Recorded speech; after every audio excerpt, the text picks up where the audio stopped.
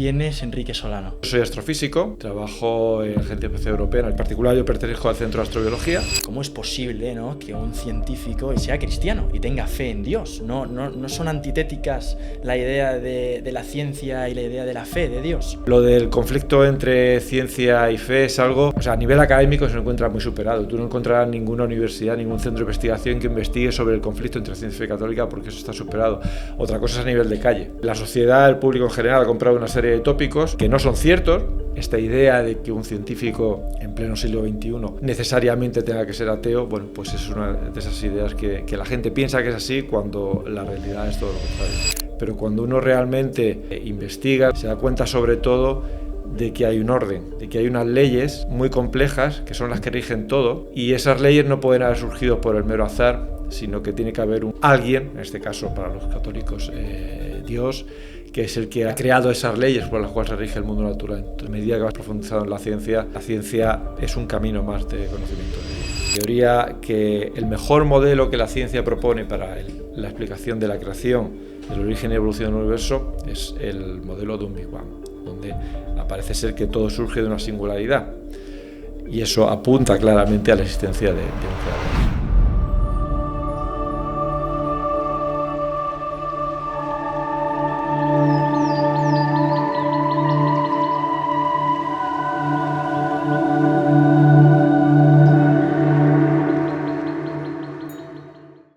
Bienvenidos a un nuevo episodio de Soulcast.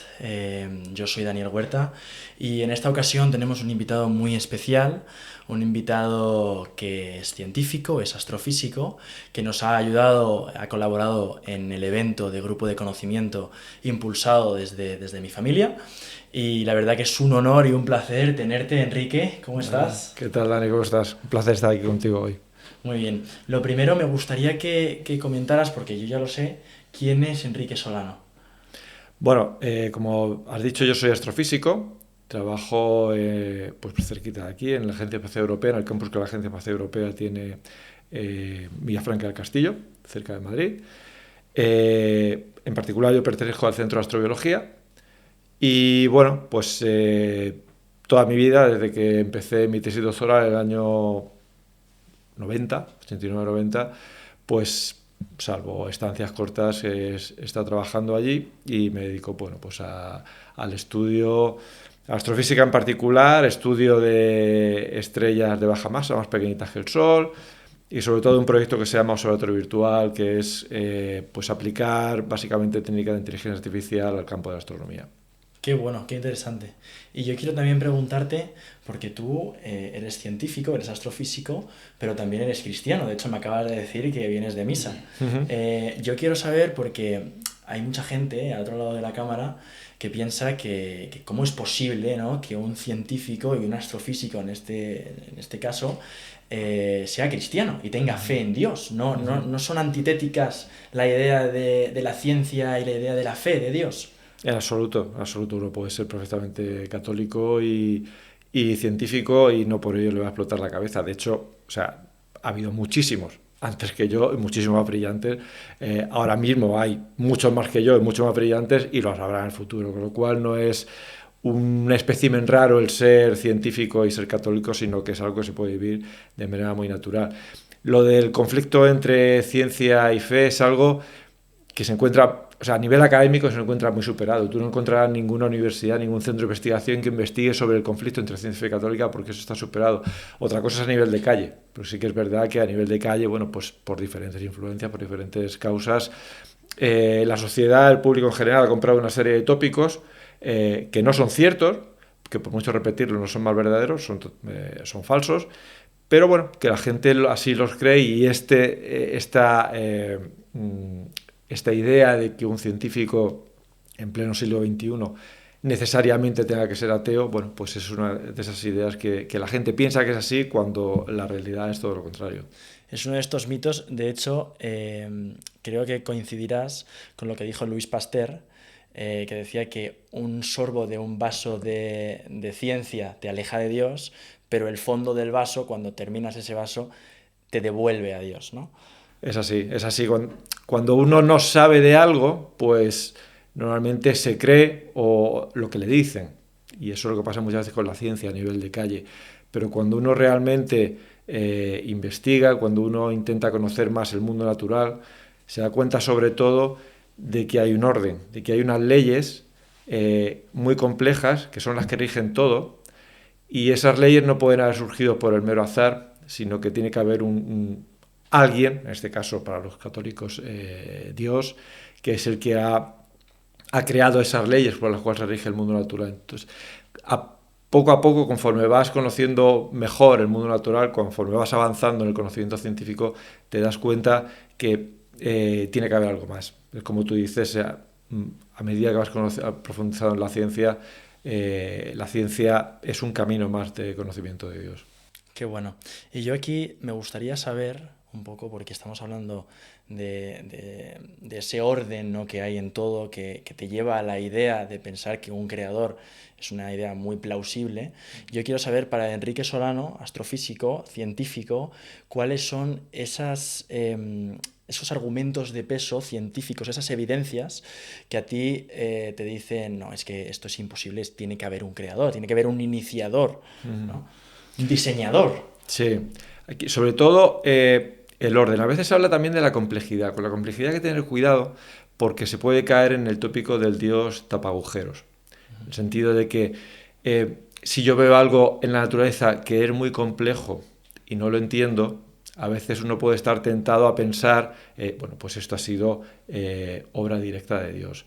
Es un tema delicado, como digo. Por ejemplo, se ha dado mucho en la evolución. Hay gente que ha defendido, por ejemplo, el ojo. El ojo es un órgano muy complejo y que no se entendía muy bien cómo podía haber surgido por la mera teoría de la evolución, ¿no?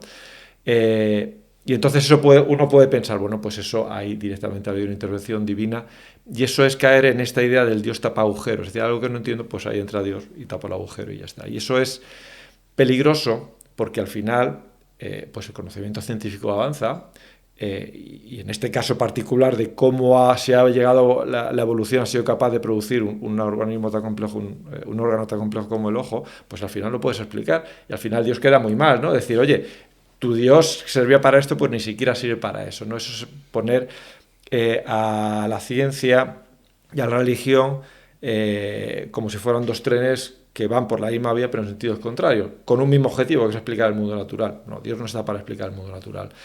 Por eso, con el tema de complejidad hay que tener cuidado por eso, de no caer en ese tópico del Dios tapa agujeros, pero luego el tema del orden, de las leyes. De que eso tú lo demuestras, es decir, no puedo ver cosas complejas, pero esto no vivimos en un caos, sino que hay unas leyes. ¿Por qué hay leyes? Sí. ¿Y por qué todas esas leyes? ¿No? Entonces, esa existencia de un orden, esa existencia de leyes, es quizás para mí el argumento más claro de la existencia de un creador. Es decir, las leyes, el orden a nivel de ajuste fino, de que todo está perfectamente diseñado para que, bueno, el ser humano, en este caso, la vida inteligente, pueda existir, y como todo tiene un diseño tan perfecto, tan finamente ajustado, tiene que haber un diseñador que ha hecho ese diseño, ¿no? Claro, si nos damos cuenta de toda la historia del universo, desde su origen hasta que surge la vida, nos damos cuenta que para que eso pueda haber ocurrido, tienes, como bien has dicho, que darse un ajuste muy fino. Es decir, en el universo, el mundo físico se rige por unas constantes fundamentales, nos la dice la física de partículas, unas 15, más o menos, el número puede variar, que tienen unos valores específicos. Uno puede pensar por qué esos valores y no cualquier otro. O sea, por qué la masa del protón es esa, por qué la constante de la gravedad vale tanto y no cualquier otro, porque podría ser cualquier otro, ¿no? Curiosamente, esos valores son los que son porque nos permite que la vida haya podido desarrollarse. Por ejemplo, si la masa del protón fuera ligeramente distinta, pues el universo no hubiera podido desarrollarse de la manera que lo conocemos, porque no se hubieran podido formar estrellas, planetas, no hubiera podido surgir la vida. Pero una variación mínima, que es una cosa muy curiosa. Es decir, esto por azar no puede haber ocurrido, porque, te digo, ese constante en particular podría haber tomado el valor que hubiera querido, porque y justamente ese y no un poquito más o un poquito menos, y que eso tenga un impacto directo en que yo esté aquí hablando contigo ahora, pues dice, cuidado, esto por sí solo no sale. Claro, porque es que la masa del protón es 0,14% inferior a la del neutrón, que permite que el neutrón se libere libremente y eso pues genera más, permite que se puedan construir y generar otras cosas. Pero es que si fuera un 0,15 o un 0,13 en vez de un 0,14, no pasaría, no habría vida. Y esto yo quiero también preguntarte, porque esta es una de esas cosas que tú las ves y dices, ostras, esto no puede ser casualidad. Pero hay cosas tan impactantes que por lo menos a mí me lo parecen, como es la constante cosmológica, que ya no es un 0,14 y que al final es una magnitud que es muy pequeña, pero la constante cosmológica, cuéntanos, o sea, es una barbaridad. Sí, es realmente para que, ahora mismo no recuerdo cuántos ceros tiene que tener de precisión para que el universo sea de la forma que tiene que ser ahora, para que pueda haber surgido la vida. Y bueno, es un poco... todas estas cosas al final lo que nos causa es asombro y plantearnos justamente lo que tú dices, ¿no? Es decir, ¿por qué esto por sí solo no sale? O sea, por puro azar no sale. El ajuste tan fino, en el caso de la constante cosmológica es extremadamente fino. ¿Cómo es posible, no? Y nos lleva a preguntarnos porque tiene que haber alguien más, sin duda. Claro. Aquí también hemos comentado la evolución para el ojo humano, que es súper complejo. Yo sé que aquí nos salimos de tu campo de expertise, ¿no? Vamos a un poco a la evolución, que es más biológico. La evolución sí que explica la parte de pues, cómo los organismos han podido evolucionar, ¿no? Valga la redundancia, y llegar a ser pues, súper complejos, pues, como el ojo o cualquier otro organismo que tiene funciones muy complejas. Pero realmente nunca llega a explicar, por lo menos el trabajo de Wallace, que luego derivó en el trabajo de Darwin, que es la teoría de la evolución más conocida, nunca llega a explicar cómo se origina la primera vida. Y esto, por lo menos para mí, no sé si para ti, encuentra una respuesta satisfactoria en ese creador, esa primera chispa de vida orgánica. No sé a ti qué te parece esto. Sí, realmente ahora mismo no se conoce cómo surge la vida. O sea, qué proceso se dio y si solamente hay un único proceso que da la vida o puede ser que de distintas maneras se pueda producir vida. Aquí volvemos un poco a lo de antes. Uno puede pensar, ahí interviene Dios, pero ¿qué pasa si la ciencia explica en algún momento que simplemente los procesos naturales se puede generar vida a partir de la química, pasar el salto de la química orgánica a la biología? Dios desaparece en absoluto. O sea, para mí Dios no desaparece en absoluto porque ha creado unos mecanismos, unas leyes tan complejas y tan maravillosas que a partir primero de unos pocos átomos ha podido crear una vida tan compleja. Entonces, que tenga que intervenir Dios directamente ahí, yo no lo veo tan importante como que Dios ha sido el que ha creado toda esa receta que a partir de algo tan simple como un elemento químico produzca una vida tan compleja. Y eso, vamos, para nada el que se descubra la ciencia, el que la ciencia descubra en algún momento, que lo puede descubrir cuál es el mecanismo o uno de los mecanismos que produce ese salto del mundo no vivo al mundo vivo, fenomenal. Eso para mayor gloria de Dios, sin lugar a dudas. Muy bien, o sea, no entra en conflicto. En absoluto. Qué bueno. Incluso, ya que has sacado el tema de la evolución, mucha gente se pone nerviosa pensando, no, es que la evolución es puro azar y somos cosas de la casualidad. No, o sea, el azar, hay que distinguir entre azar y caos. O sea, el azar es algo, son procesos que están regidos también por leyes, la ley de probabilidad, la ley de la estadística, y eso está perfectamente regulado. O sea, si yo tiro una moneda 100 veces, más o menos yo tengo idea de lo que me va a salir. O sea, no me va a salir, voy a tirar y me va a salir 100 caras y otra vez 100 caras y otra vez 100 caras. No, eso no va a pasar. Claro. Y hay leyes que me rigen eso. Entonces, no hay que sacar a Dios de la ecuación, ¿no? Tenemos aquí, esto es puro azar, ¿no? Cuidado, también hay leyes ahí en el azar. El azar no es caos, ni mucho menos. Que claro. A veces es algo que la gente tiene tendencia a confundir. Y hay mucha gente que tiene una idea del universo infinita y dice, bueno, claro, por las leyes del azar que estamos hablando, pues si tenemos infinitas posibilidades, pues sí que es verdad que es posible que haya una posibilidad de que estemos aquí y que sea casualidad. ¿Tú ¿Qué opinión te merece esto? ¿Del universo infinito? Sí. Tampoco me crea ningún desasosiego en relación a la idea de Dios, porque ahora mismo, como bien sabes, pues la teoría que el mejor modelo que la ciencia propone para la explicación de la creación, del origen y evolución del universo, es el modelo de un Big Bang, donde parece ser que todo surge de una singularidad. Y eso, pues a los que somos creyentes, pues nos gusta mucho porque eso apunta claramente a la existencia de un creador. Pero el propio Lemaitre, que fue el sacerdote belga, como que bien sabes, que postuló la teoría del átomo primigenio, la teoría del Big Bang, lo dejaba muy claro. Él decía que para él Dios es algo demasiado importante como para meterlo en una ecuación científica. ¿Qué quiere decir esto? Hay muchas cosas que no conocemos del modelo cosmológico estándar de la teoría del Big Bang. De hecho, no sabemos, no somos capaces de llegar a ese instante inicial porque la física nos falla, porque hace falta juntar la cuántica con la relatividad general. No sabemos, es como vamos convergiendo, pero no llegamos a ese punto. Entonces, en esos instantes muy, muy iniciales del universo, pues hay diferentes teorías que se postulan, una de ellas es la del Big Bang, y otra gente que postula modelos cíclicos en donde realmente no se llega a una singularidad, sino que hay un momento en donde el universo volvería a surgir y entraría en procesos cíclicos que podrían ser infinitos. Entonces, al final hay que tener en cuenta que muchas veces eso se interpreta o se utiliza como herramienta ideológica del mundo ateo para decir, no, es que ya Dios no hace falta. Pero es que el Dios cristiano no es la persona que está al principio encendiendo la mecha del universo, no es eso, no está al principio de los tiempos. Dios está por encima del tiempo. Entonces, la necesidad de Dios es...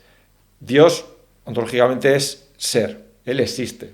No es contingente, un ser contingente del que puede existir o puede no existir. Él existe. Es su esencia. Es su esencia. Y es la existencia de Dios es necesaria para el universo porque es el que le confiere el ser, le confiere la existencia. ¿Por qué existe el universo y no existe? ¿Por qué hay algo y no hay nada? Claro. Necesitas de alguien que te confiera el ser, y ese es Dios. Entonces, que hay un universo, un instante inicial, fenomenal.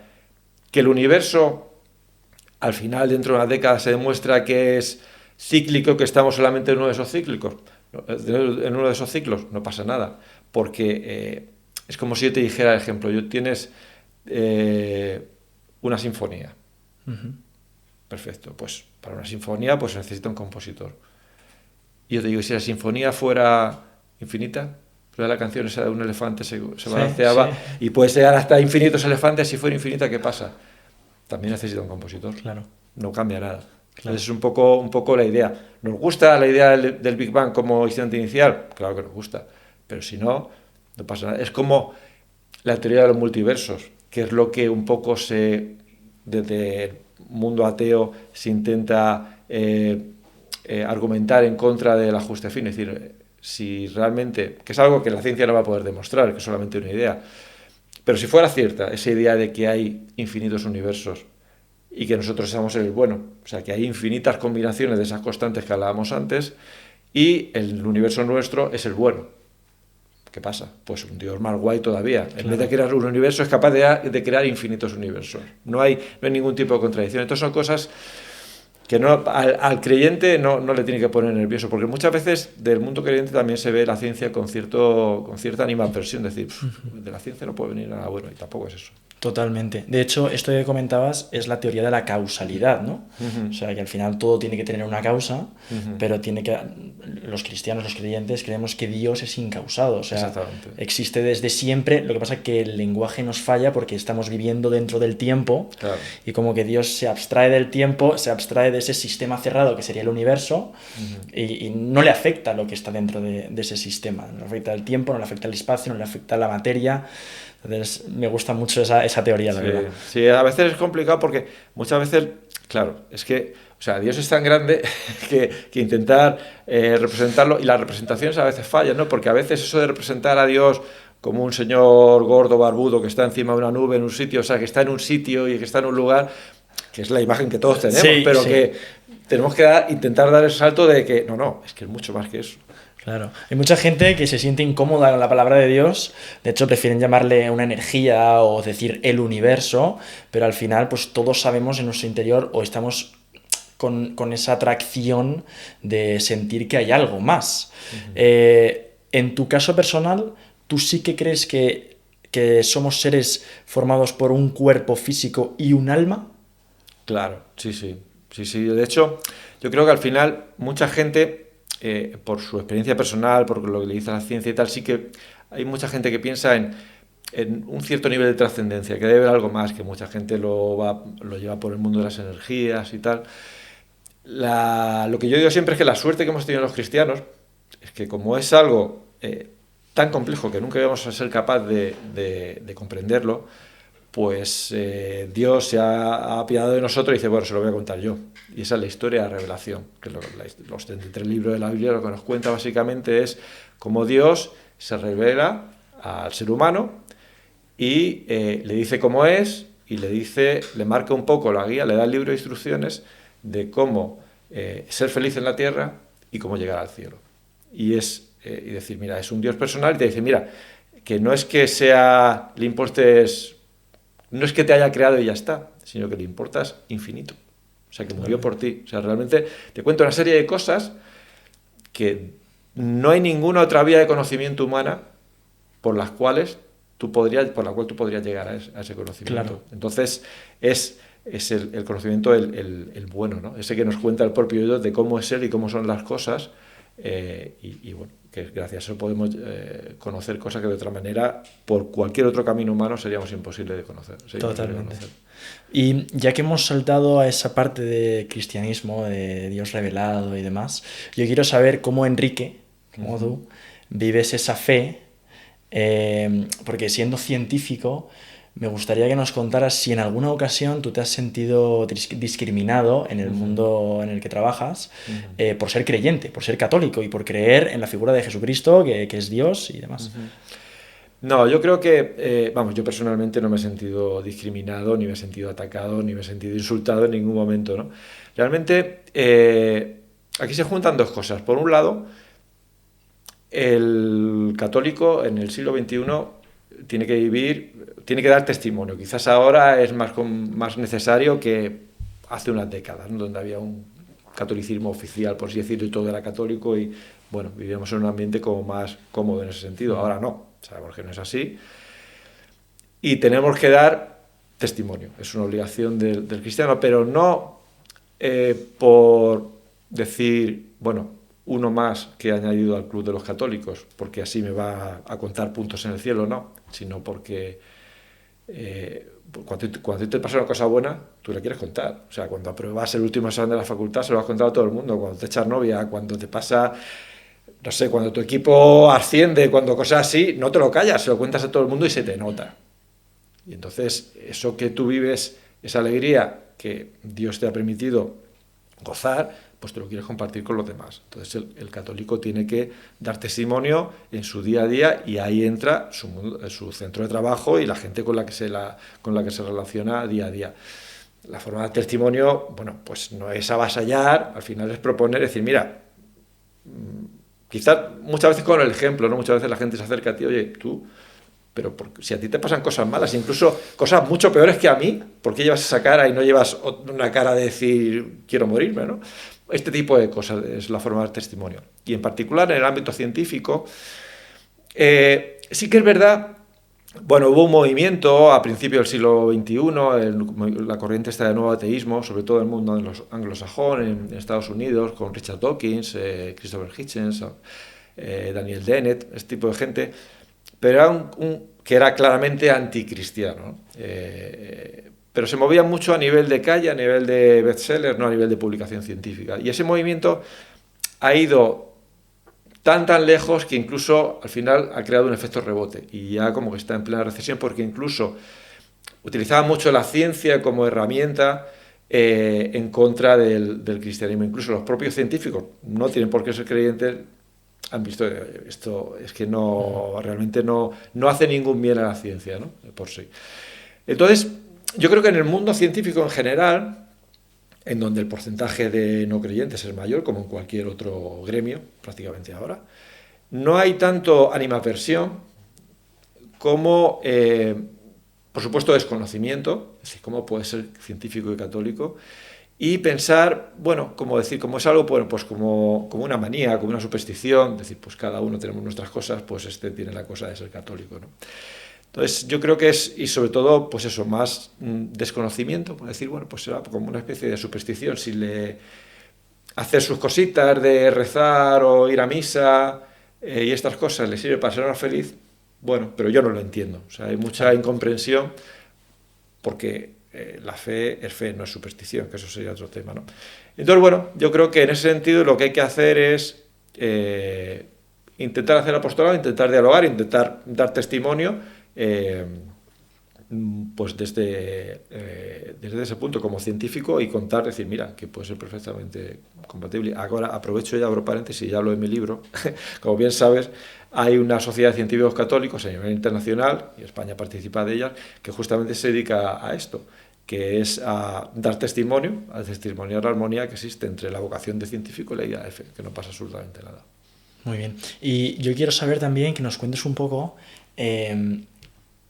cómo eres cristiano, de dónde surge tu fe. ¿Es una fe adquirida o es una fe con la que has ido evolucionando porque te han inculcado desde pequeño y pues has ido comprendiendo a Dios y tu idea de Dios y demás? ¿Cómo adquieres tú la fe?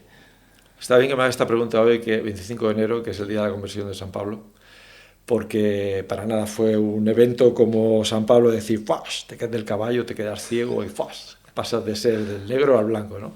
No, mi vida ha sido muchísimo más normal. Yo sí que nací en una familia católica y me he educado en un colegio católico.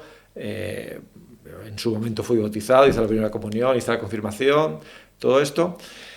Pero me faltó algo que desde esta Sociedad de Científicos Católicos intentamos aportar sobre todo a la gente joven, que es realmente tener argumentos con los que defender tu fe y realmente vivirla bien, no tener que es lo que yo creo que yo viví, un catolicismo cultural, decir, bueno, pero es católico porque, pues no sé, es como si pues en una familia donde todos son del Madrid, pues tú también eres del Madrid, ¿no? Y no te planteas más allá. Un poco en ese sentido, ¿no? ¿Qué pasa? Cuando no tienes argumentos y realmente vives una fe por inercia, pues basta hacer así y se te cae todo. Y entonces pues ya llegas al mundo universitario donde pues empiezas a conocer un tipo de vida que no habéis visto antes y es muy fácil irte por el lado fácil, ¿no? Decir, bueno, pues esto de decir, pues no sé, o sea, a mí la Iglesia me da una serie de pautas en cómo vivir, pues, ¿qué digo yo? Por ejemplo, una relación cuando tengo una novia y tal y cual, pero es mucho más fácil no hacerlo. Claro. O sea, este tipo de cosas, ¿no? O no lo tienes claro. Entonces, bueno, pues sí que es verdad que hubo unos años de mi vida en donde yo viví alejado de lo que era no es que como persona, o sea, es importante distinguir, no, ya me volví un asesino, robaba bancos, mataba gente, no, o sea, podía ser igual de buena persona o mala persona que antes, pero digamos que un poco te dejas llevar por lo que te dice la sociedad, ¿no? Y fue un poco en otra etapa de mi vida cuando empecé mi noviazgo con la que es ahora mi mujer, que sí que era una persona creyente con base.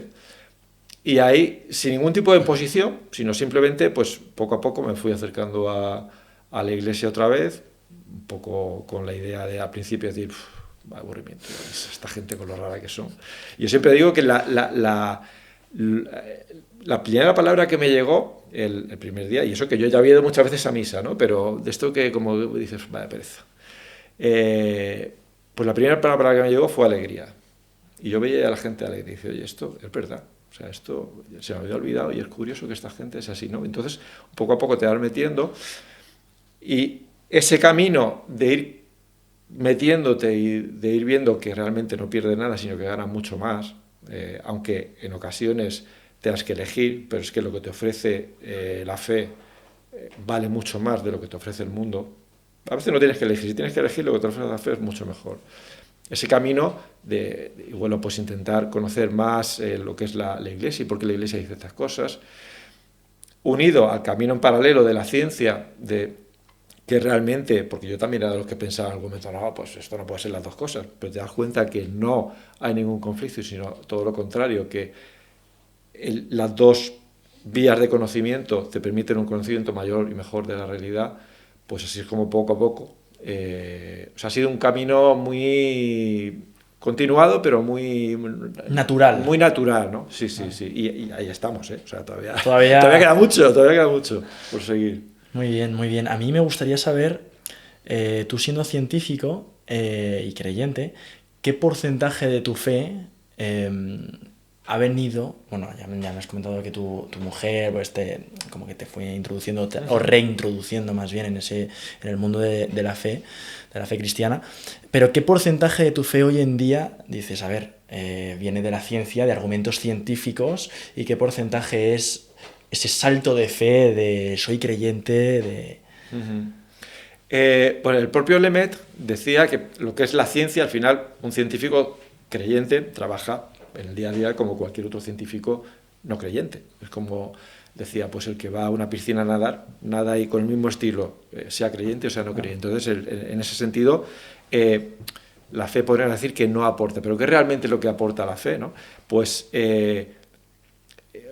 no solamente en lo que es tu trabajo en ciencia, sino en el día a día.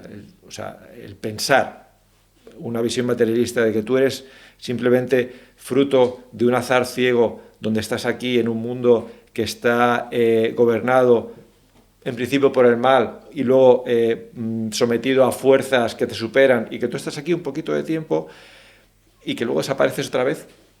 O sea, comparas esa visión con la visión que te da la fe y dices, no, o sea, tú es que has sido querido por Dios directamente y querido de manera infinita porque murió por ti y estás aquí para ser feliz, que por eso murió por ti, y que no te preocupes por las cosas que no entiendas, no te preocupes por el mal que haya, por las injusticias que haya, porque todo tiene un sentido que tú no lo sabes, pero es lo mismo que, el ejemplo que pongo yo siempre, la primera vez, el niño que lo dejan la primera vez los padres en el cole, no entiende nada. Decir, pero ¿por qué si mis padres me quieren, me están haciendo esto? Si yo no quiero ir, si yo tengo muy claro que no quiero ir al colegio porque sufro, ¿por qué me hacen eso? Mis padres no me quieren. Es lo mismo. Extrapólalo a los problemas o desgracias que tengas en tu vida. Yo sé que mi padre me quiere y que luego lo entenderé y que aquí estoy de paso, pero que lo bueno irá después y ya para siempre. Entonces, claro, comparas un relato y el otro y dices, este no tiene nada que ver. Entonces, el ser, entonces vives toda tu vida y en particular lo que es tu trabajo de una manera que vamos, es que se te despliegan los ojos. Eso te quería preguntar ya en esta línea, ¿qué te aporta a ti personalmente la fe? ¿Qué te aporta ser creyente? A mí me aporta todo. O sea, me aporta el poder vivir el día de una manera... O sea, yo ahora mismo me veo como no siendo creyente y veo... O sea, yo realmente sería mucho más desgraciado. O sea, porque hay una serie de eventos en mi vida que yo creo que no hubiera sido capaz de gestionarlo. Y eso me hubiera afectado a mi día a día, en mi trabajo, en mi familia... y realmente pues el que Dios me haya concedido, porque al final la fe, estamos hablando de ciencia, al final lo que hacemos los creyentes, nosotros somos Juan Bautista, o sea, es decir, allanar el camino al Señor. Nosotros quitamos las piedras, mucha gente tiene estos prejuicios que hablábamos antes, decir, no, es que la iglesia es mala, los curas son malos, no la necesito... Hay un montón de piedras que alejan a la gente de lo que es la posibilidad de ese contacto personal con Dios. Nosotros tenemos que quitar esas piedras, allanar el camino, porque al final, tú lo sabes bien, la fe es un encuentro personal de Dios, con Dios. Dios te toca y dice, cuidado, aquí ha pasado algo, ¿no? Y eso es nuestra labor, básicamente, como creyente. Claro, porque además la ciencia puedes tú poner todos los argumentos encima de la mesa para intentar allanar ese camino, pero al final yo creo que, en mi opinión, la persona es la que tiene que ver esos argumentos y dar ese salto de fe y realmente querer tener esa relación personal que comentabas con Dios, porque si no, por mucho que haya en ese camino y por mucho que le intentes quitar la idea errónea que pueda tener de un Dios castigador, de un Dios malo, porque al final en el Dios que nosotros creemos es un Dios de amor, que nos quiere y que nos creó deliberadamente, pues si no haces eso, al final esa persona va a ver los argumentos y sí, tiene mucho sentido, pero no, yo no me lo creo, ¿no? Eso es así. No hay argumentos en el mundo suficientes como para explicar o consolarte por un cáncer de un hijo tuyo pequeño. No hay argumentos. O sea, ni científicos, ni humanos, ni históricos, ni nada. Eso no te consuela que tu hijo pequeño se vaya a morir de cáncer, no te consuela ningún argumento de ajuste fino, ni de la ciencia, ni nada de eso. Pero es lo que tú dices. Si tu labor no es... tu labor es allanar el camino. Y una vez el camino allanado, ya depende de la persona. Si recuerda al principio, que ahora estamos muy al principio de otra vez del Evangelio, empezando el tiempo ordinario, pues nos contaron hace poco cómo conoce San Juan y San Andrés a Cristo. Ellos eran discípulos del Bautista y estaban con Juan Bautista, aparece Cristo y le dice, Señor, ¿dónde vives? Le dice Juan. Y Jesús le dice, ven y verás. Entonces hay que dar el salto de fe. No le dice, vas a ver primero y entonces ya, como ya te has convencido, vendrás. No, le dice, ven y verás. Entonces tienes que estar abierto a... Dios está ahí y está esperando a que tú le llames. Si tú le abres la puerta, Él va a entrar. Que mucha gente nos pasa, yo creo a todos, y dice, es que nos va a pedir un montón de cosas que no quiero hacer y me da una pereza y voy a tener que renunciar a un montón de cosas. Y ese es el error por el que todos hemos pasado. Que no. O sea, es que no te va a quitar nada. Es que te va a dar mucho más. Entonces, es eso. Es decir, ese encuentro personal con Dios es el que realmente te cambia la vida. Totalmente. Pero tienes que estar abierto al querer ese encuentro. Si no quieres verte con alguien, pues lógicamente pues, la otra persona no va a ir a verte. Totalmente. De hecho, siempre te van a salir excusas. O sea, si no abres el corazón, por mucho que veas los argumentos y por mucho que te cuenten las evidencias científicas, históricas y demás, siempre va a haber alguna excusa. Claro. Tienes que estar dispuesto a abrir el corazón. De aquí, de hecho, voy a recomendar una película que me parece, no sé si la habrás visto, que se llama El caso de Cristo. Ah, muy buena. Es muy buena. Muy buena. Y al final, esta película, que la he visto recientemente, me lleva a pensar la siguiente pregunta, que es, ¿qué necesitas? O sea, yo si le tengo que preguntar a alguien, ¿qué necesitas para creer? ¿Qué necesitas para creer en Dios? Pide eso que necesitas y seguramente Dios te va a sorprender. Si tú lo estás pidiendo desde el amor y con un corazón abierto y una mente dispuesta y un corazón dispuesto a recibirlo. Para mí me parece que es así. Y luego ya terminando, me gustaría saber si ahora mismo te estuviera viendo todo el mundo, la población mundial, y pudieran entenderte obviamente, ¿cuál sería el mensaje que Enrique Solano quiere dar al mundo? Bueno, yo entiendo que este podcast lo está viendo todo el mundo, ¿no? O sea, si no... Eso espero. Espero que lleguemos a ese punto. Sí. Pues el mensaje que yo creo es un poco al hilo de lo que hablábamos ahora. La clave es déjate sorprender. O sea, muchas veces nos vence, estamos tan condicionados por nuestros prejuicios, es decir, sí que es verdad, pues yo puedo llegar incluso al punto de decir, pues joder, esta persona que yo sé que es creyente, porque incluso lo tengo como referencia, ¿no? Porque me gustaría ser como él, cómo se comporta en este sentido, cómo reacciona ante esta desgracia, qué bueno, ¿no? O sea, entonces es como un poco la idea que podemos tener de los santos, oh, qué bueno era este hombre, ¿verdad? ¿Quién fuera como él? No, o sea, tú puedes ser como él o puedes ser incluso mejor, pero quiérelo. Si realmente quieres serlo, o sea, no le tengas envidia, si realmente quieres serlo. Yo admiro a Nadal, pero yo sé que nunca voy a jugar al tenis como Nadal.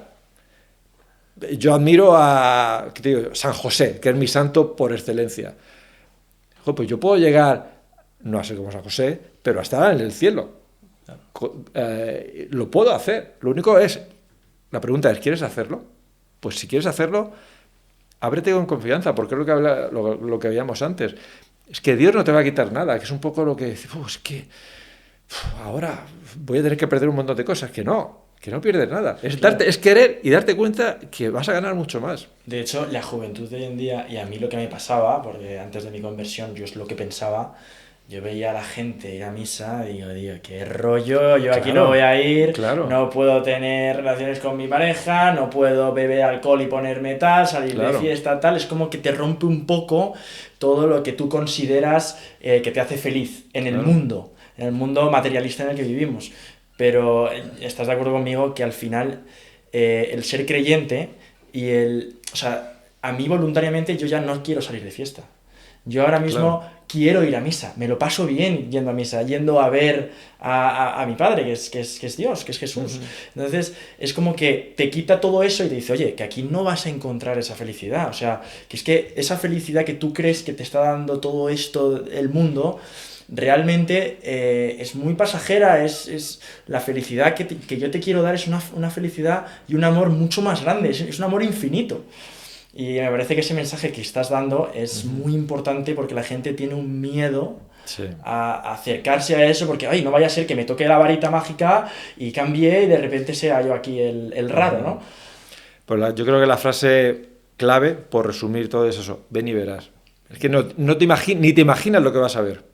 Qué bonito. Sí, sí. Pues oye, te lo agradezco un montón. Nada, un placer. Hasta aquí el episodio de hoy. Yo creo que ha sido una pasada y aporta un valor enorme. Y Enrique, pues estamos en contacto para próximos eventos del Claro que grupo de sí. conocimiento. Así que muchas gracias. Te Nada. voy a dar un abrazo.